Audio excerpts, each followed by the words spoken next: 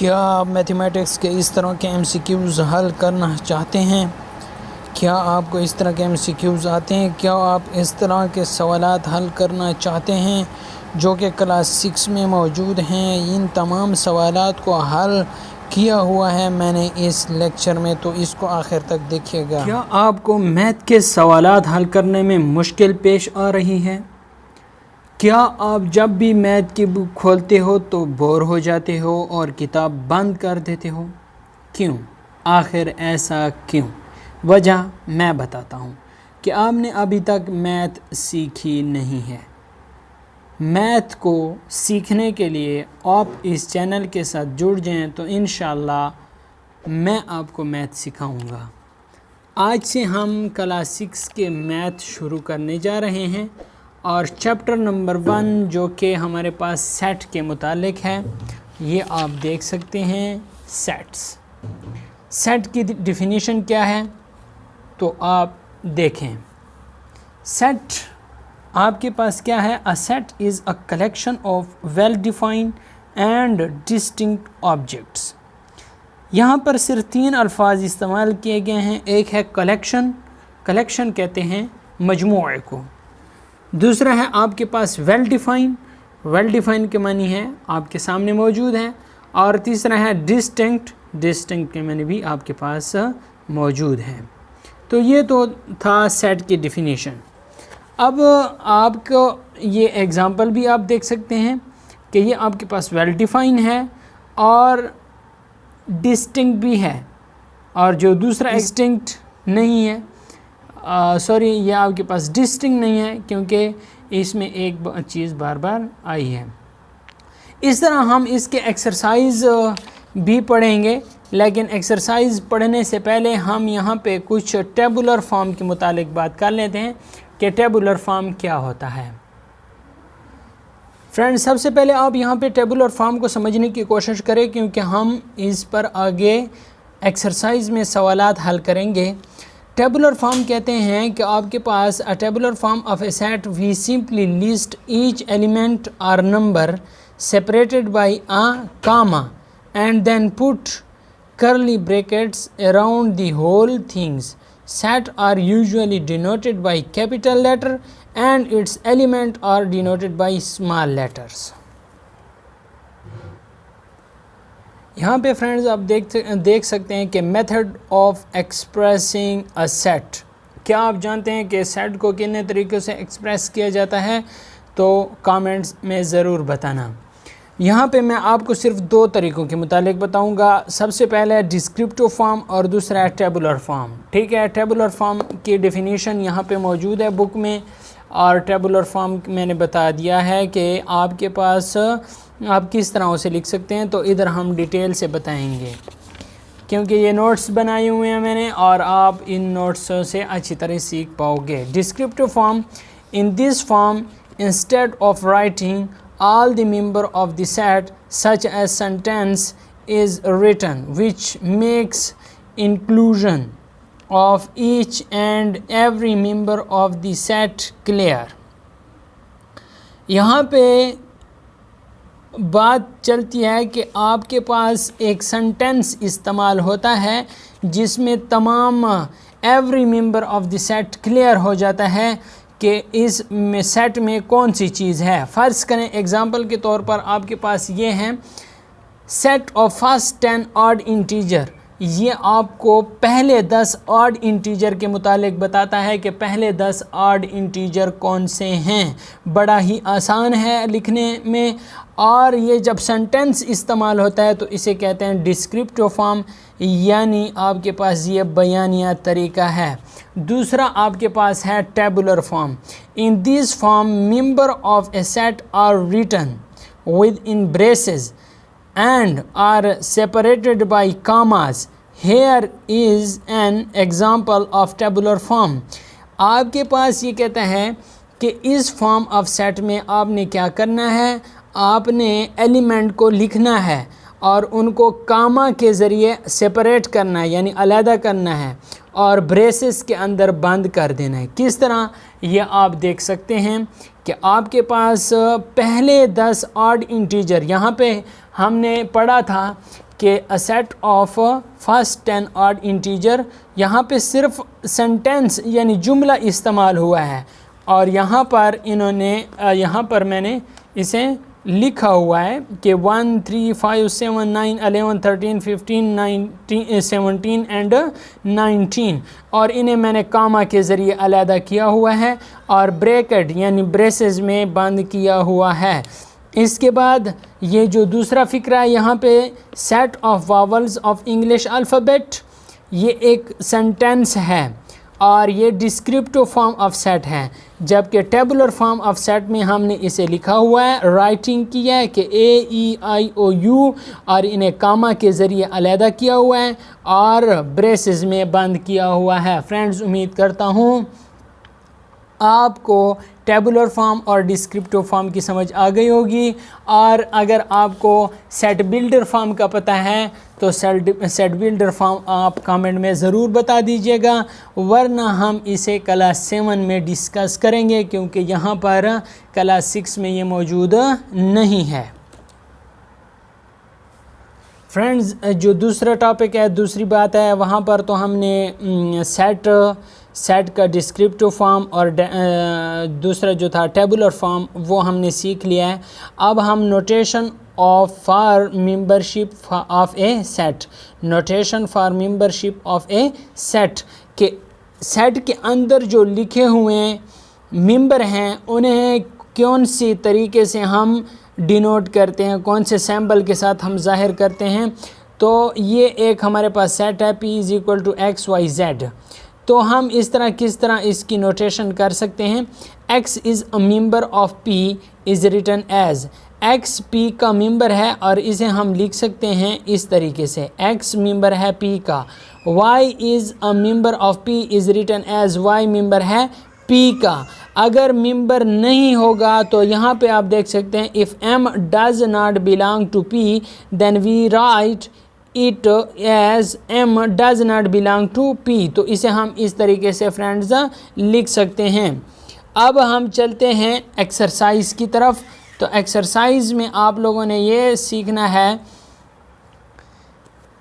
जो चीज़ यहाँ पे बुक पे सॉल्व होगी वो हम यहाँ पे सॉल्व करेंगे, जो यहाँ पे सॉल्व नहीं होगी वो हम वाइट बोर्ड पे करेंगे। फ्रेंड्स, यहाँ पे जो क्वेश्चन नंबर 1 है, एक्सरसाइज 1.1, इसका जो क्वेश्चन नंबर 1 है वो कहता है state given reason whether the following objects form a set और नॉट। ये कहता है कि ये जो सेट बना सकते हैं या नहीं बना सकते, जो बनाएंगे उसका भी रीज़न देना है, जो नहीं बनाते उसका भी रीज़न देना है। सबसे पहला हमारे पास क्वेश्चन है, उसका पहला जुज़ है all problems of this book which are difficult to solve. ये कहता है कि इस किताब के तमाम जो प्रॉब्लम्स हैं वो मुश्किल हैं हल करने के लिए। तो इसमें किसी आदमी को या किसी को भी मेंशन नहीं किया कि किसके लिए ये मुश्किल हैं। सब के लिए तो मुश्किल नहीं है, जाहिर सी बात है कि किसी को कोई क्वेश्चन आसान लगेगा, किसी को कोई मुश्किल लगेगा। तो ये आपके पास गलत है क्योंकि ये वेल डिफ़ाइन नहीं है, वाज़ेह नहीं है कि किसके लिए इस किताब के क्वेश्चन मुश्किल हैं। दूसरा जो जुज़ है, all problems of this book which are difficult to solve for Amjad. ये बात ठीक है, वेल डिफ़ाइन है और ये कहा हुआ है कि इस किताब की जो प्रॉब्लम्स हैं वो अमजद के लिए मुश्किल हैं हल करने के लिए। तीसरा जो जुज़ है, all the objects heavier than 26 kg, तमाम जो ऑब्जेक्ट्स हैं वो 26 kg से हैवियर हैं, तो ये भी वेल डिफ़ाइन है। चौथा सवाल है, ये सेट है, चौथा हमारे पास है स्टूडेंट्स इन अ क्लासरूम, तलबा क्लासरूम के अंदर हैं। तो कौन से तलबा कौन से क्लासरूम के अंदर हैं, वेल डिफ़ाइन नहीं है, इसलिए ये सेट नहीं है। 5वें नंबर का क्वेश्चन है books in your school bag, के किताबें स्कूल बैग में हैं, तो ये वेल डिफ़ाइन है क्योंकि जो बुक्स हैं वो बिल्कुल स्कूल बैग्स में ही होती हैं।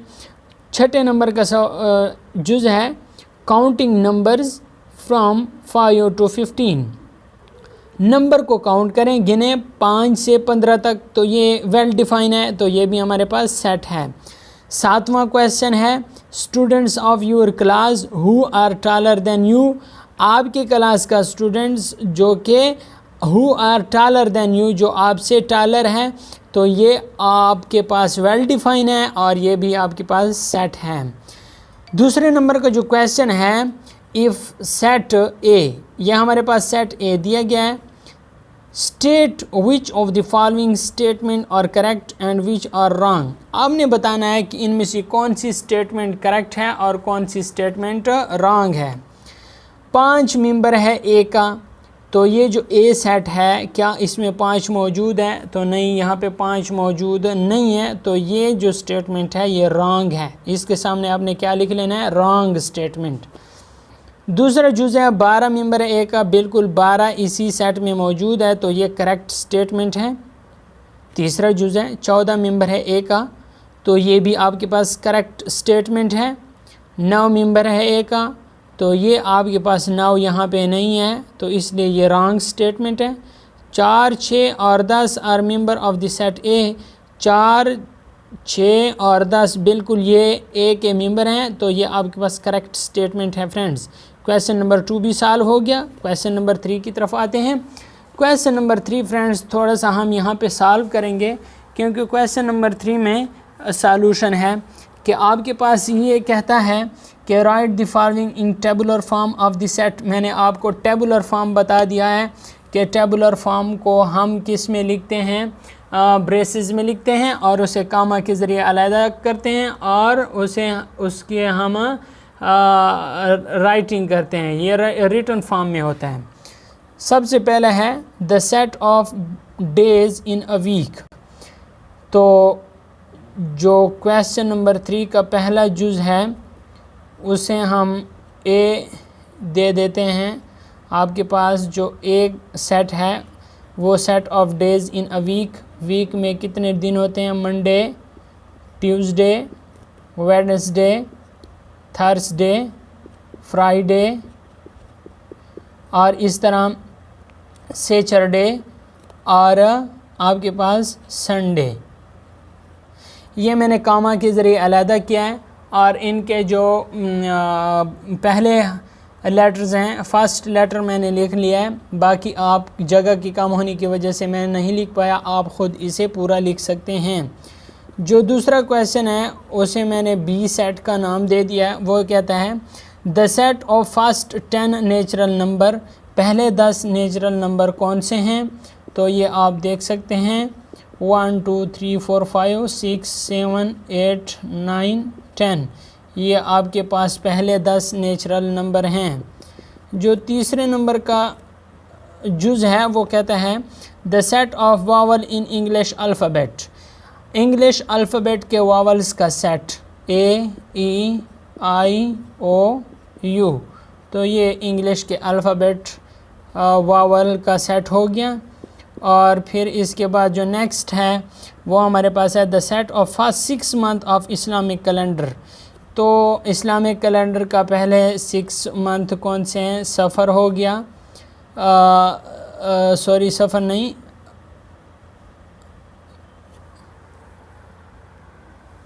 तो मुहर्रम से स्टार्ट होता है, मुहर्रम, सफ़र, रबीउल अव्वल, रबीउल सानी, जमादिउल अव्वल, जमादिउल सानी, तो ये 6 आप इसे मुकम्मल लिख सकते हैं।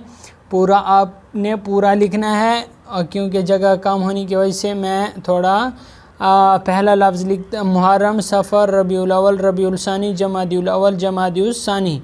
तो इसके बाद हमारे पास जो 5वां क्वेश्चन है, जो 5वां जुज़ है वो क्या कहते हैं the set of months in English calendar, तो ये मंथ का आपने ख़ुद लिख लेना है, जनवरी, फरवरी, मार्च, अप्रैल, तो ये आपने क्या कर लेना है, ख़ुद लिख लेना है। अभी लिख लें शावर जल्दी से।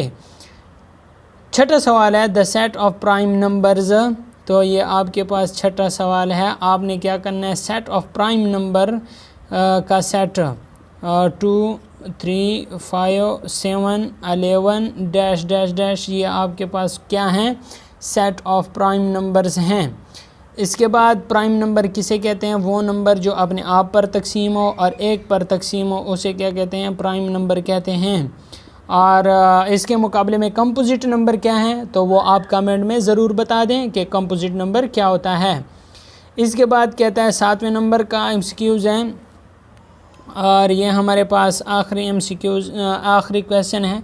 The set of season in a year में कितने सीज़न होते हैं, तो यहाँ पे है समर, विंटर, ऑटम, स्प्रिंग। ठीक है फ्रेंड्स, आप तरतीब से ख़ुद इसे लिख सकते हैं। मैंने 4 सीज़न के नाम बता दिए हैं, समर, विंटर, ऑटम, स्प्रिंग। तो ये 4 सीज़न होते हैं एक साल में। फ्रेंड्स, उम्मीद करता हूँ आपको एक्सरसाइज 1.1 की समझ आ गई होगी। आप एक्सरसाइज इंशाल्लाह नेक्स्ट वीडियोज़ में आपके सामने हल किया जाएगा। तो अगर आपको वीडियो अच्छी लगी हो तो वीडियो को लाइक और शेयर ज़रूर करना। अगर चैनल पे नए हैं तो चैनल को सब्सक्राइब कर देना, ताकि इस तरह की वीडियोस का नोटिफिकेशन आपको टाइम टू टाइम मिलता रहे और आपके पढ़ने में आसानियाँ पैदा होती रहें। वीडियो देखने का शुक्रिया। पाकिस्तान जिंदाबाद।